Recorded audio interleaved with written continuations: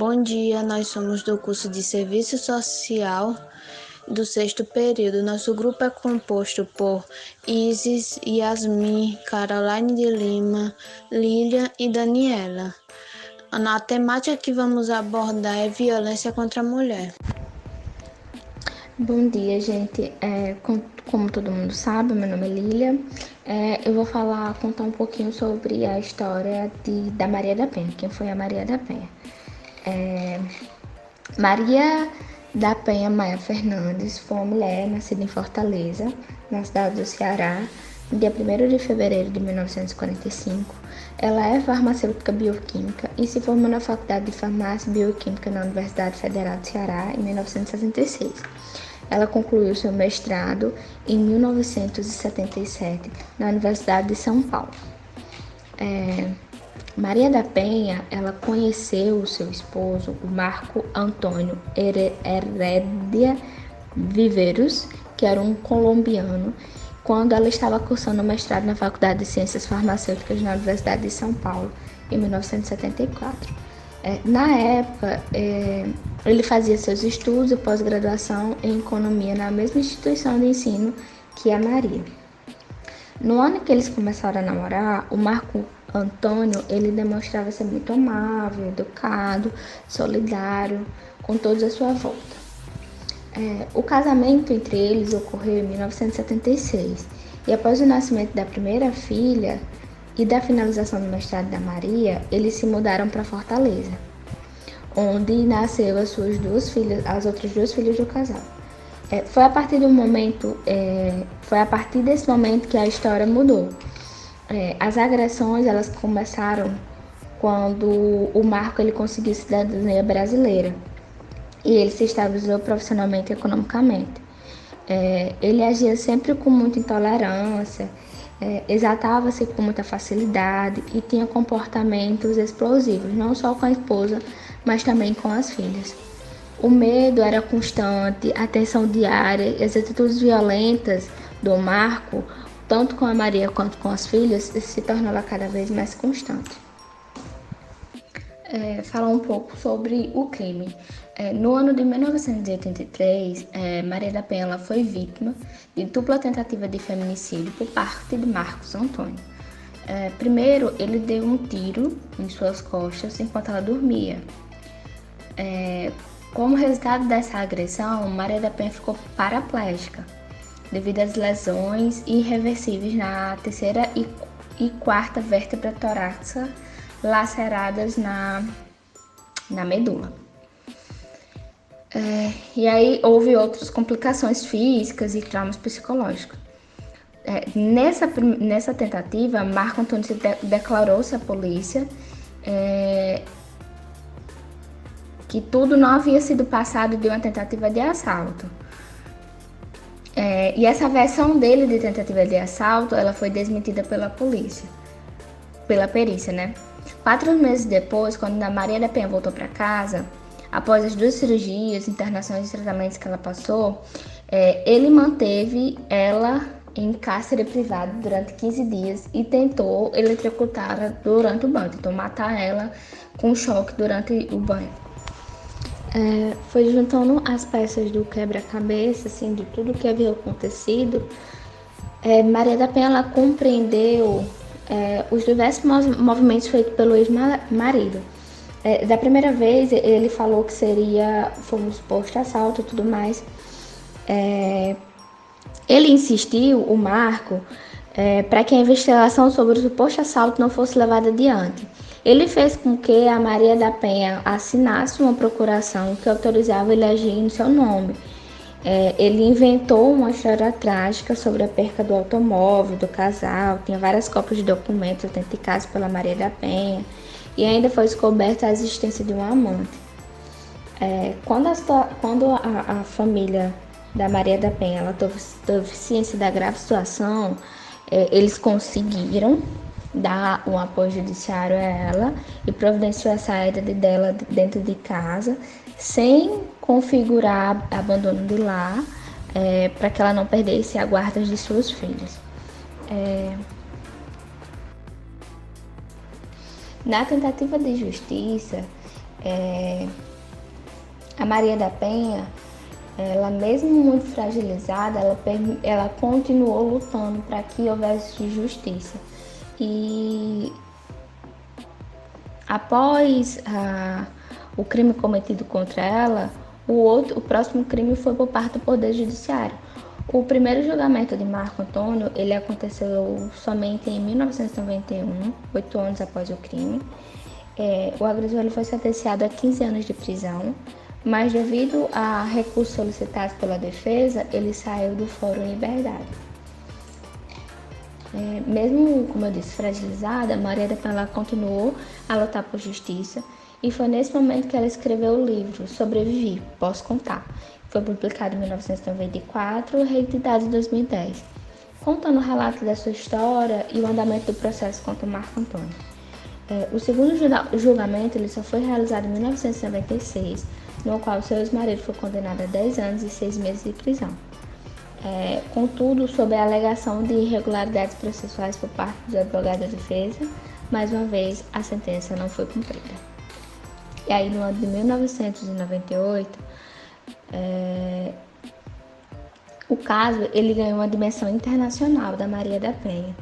O Centro para a Justiça de Direitos Internacionais, o CEJL, e o Comitê Latino-Americano do Caribe para a Defesa dos Direitos das Mulheres, eles denunciaram o caso para a Comissão Interamericana de Direitos Humanos e a Organização dos Estados Americanos. E mesmo diante de um litígio internacional, o qual trazia uma questão grave à violação dos direitos humanos e deveres protegidos por documentos que o Estado acionou,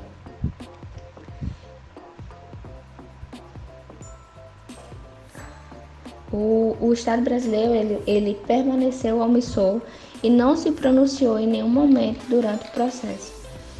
Foi então em 2001, após receber 4 ofícios silenciados durante essa denúncia, o Estado ele foi responsabilizado por negligência, omissão e tolerância a uma violência doméstica praticada contra as mulheres brasileiras. A história da Maria da Penha, ela significa muito mais do que um caso isolado. O caso da Maria da Penha é um exemplo do que acontecia no Brasil sistematicamente, sem que os agressores fossem punidos. E foi assim que a Comissão Interamericana de Direitos Humanos deu a seguinte recomendação ao Estado brasileiro.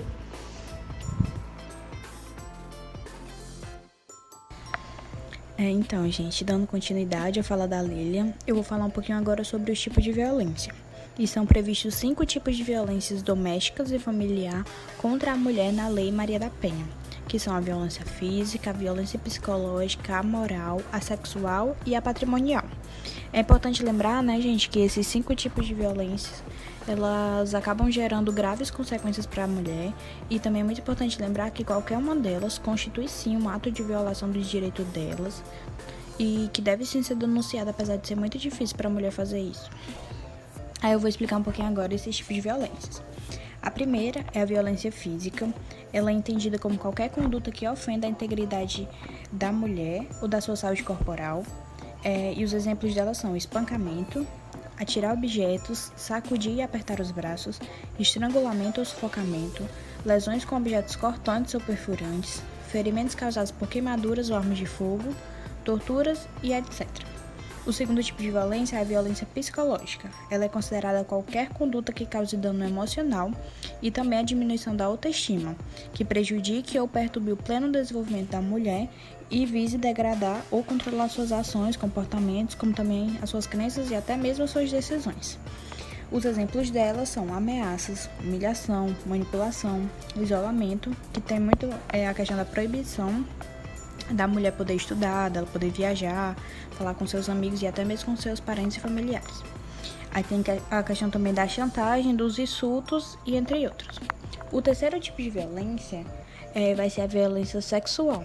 Essa violência, ela trata-se de qualquer conduta que constranja ou então force a mulher a manter ou a participar da relação sexual não desejada mediante a intimidação dela, ameaçando, coagindo ou então utilizando o uso da força. Os exemplos dessa violência são o estupro, obrigar a mulher a fazer atos sexuais que causam desconforto ou repulsa, impedir o uso de métodos contraceptivos, limitar ou anular o exercício dos direitos sexuais e reprodutivos da mulher e etc. O quarto tipo de violência é a patrimonial, e aqui, gente, ela é entendida como qualquer conduta que configure retenção, subtração, destruição parcial ou total dos seus objetos, a questão dos seus documentos pessoais, dos seus bens, dos seus valores e direitos e até mesmo dos seus recursos econômicos, que são incluídos, ao agressor, ao homem, destinados a satisfazer as suas necessidades. Aí os exemplos dessa violência são controlar o dinheiro da mulher, a destruição dos seus documentos pessoais, estelionato, furto, extorsão ou dano, privar de bens, valores ou recursos econômicos, e entre outros também. E o quinto tipo de violência que a gente vai tratar aqui é a violência moral. Ela é considerada qualquer conduta que configure calúnia, difamação ou injúria. E os exemplos dela são acusar a mulher de traição, fazer críticas mentirosas, expor a vida íntima, rebaixar a mulher por meio de xingamentos que incidem sobre a sua índole, desvalorizar a vítima pelo seu modo de se vestir e entre outros. Agora as meninas vão dar continuidade. Bom dia, meu nome é Carol e eu vou dar continuidade falando o que podemos fazer nesses casos de violência doméstica. Pronto. Bom, primeiramente, se você é a vítima, certo? Logicamente, procurar ajuda, conversar com os familiares, amigos, vizinhos e procure as instituições de apoios mais próximas de suas residências, como ONGs, Centros de Referência em Mulher ou Assistência Social, a Unidade Básica de Saúde, Hospital, Conselho Tutelar, enfim.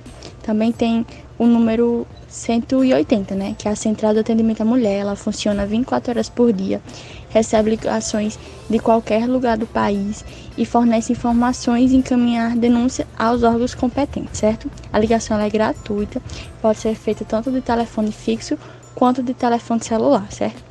E se você é vítima e não tem nenhuma responsabilidade pelas agressões que sofre, nem deve se sentir culpado, que muitas vezes só ocorre. É importante pedir socorro para que a situação não se agrave mais e não esqueça que outras mulheres também já foram vítimas dessa mesma situação e também podem ajudar você a superar essa realidade. É muito importante também conhecer seus principais direitos jurídicos. Como a Lilian já falou, a Lei Maria da Penha, ela determina o Estado tem que assegurar a mulher em situação de violência ao acompanhamento do defensor público em todos os atos processuais, certo? Caso seja do interesse ou necessidade da vítima.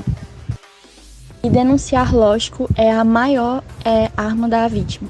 O registro da ocorrência é um dos principais instrumentos de defesa para ela, inclusive para que não se repitam as agressões contra você e seus filhos. Procure uma delegacia da mulher ou, se não houver em sua cidade, vá à delegacia de polícia mais próxima.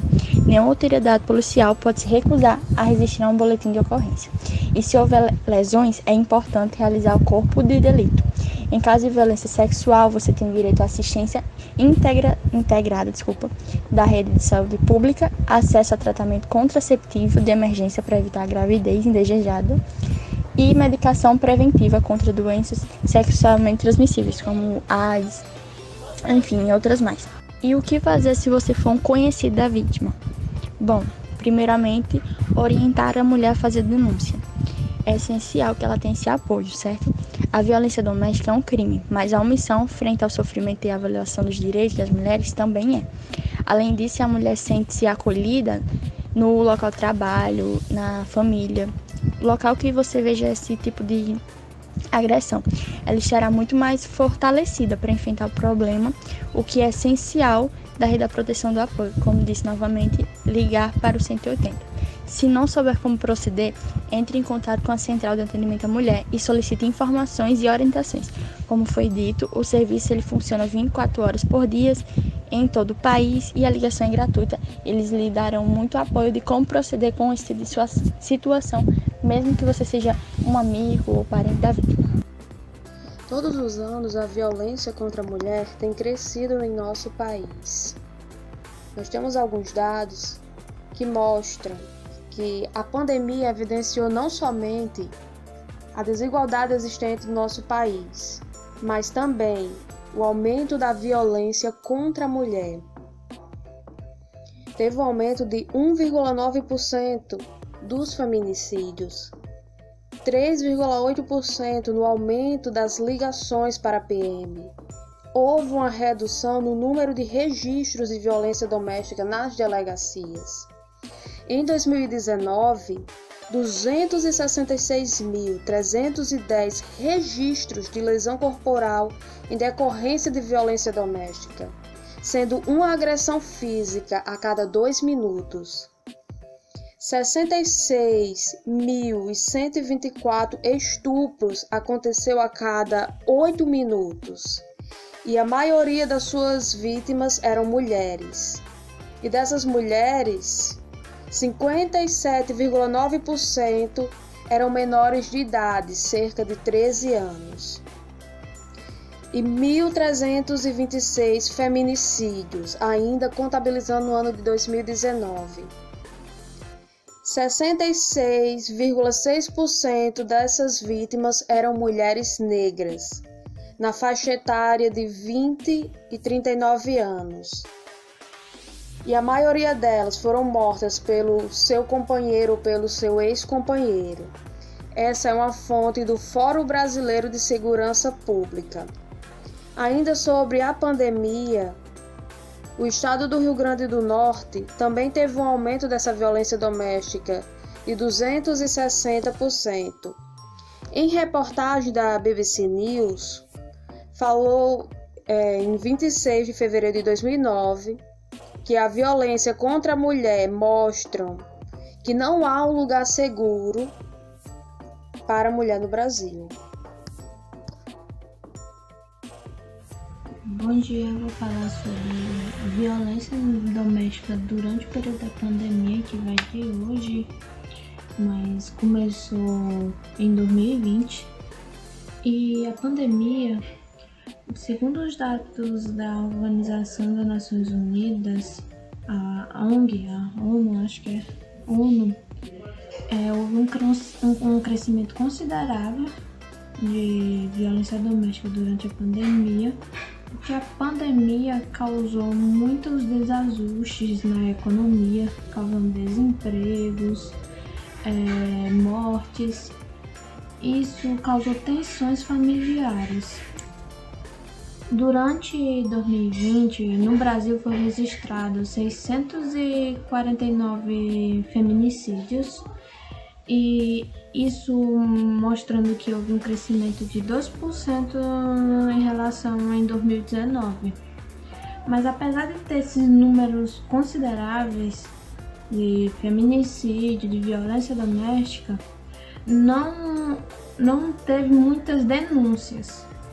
De acordo com Fernanda, que é uma delegada, o fato da vítima estar junto ao agressor em confinamento, por si só, já gera uma dificuldade dela sair, porque antigamente ela saía para registrar uma agressão quando o autor estava em trabalho. Eu vou falar sobre o relato de Fábia, que ela convivia com seu marido por 2 anos, mas durante a pandemia ele pirou. E uma das afirmações que ela falou assim: a pandemia é o fato de estar dentro de casa piora muito, porque somos obrigados a viver com isso. E em maio ele acertou Fábia no estômago e ela fez uma queixa e pediu uma medida cautelar. E conseguiu, né? Graças a Deus. E como Fábia falou que é obrigada a conviver com isso. E convencer essa mulher que o abuso é inaceitável, muitas outras não percebem o perigo de sua situação, pois acreditam que seus parceiros seriam incapazes de matá-los.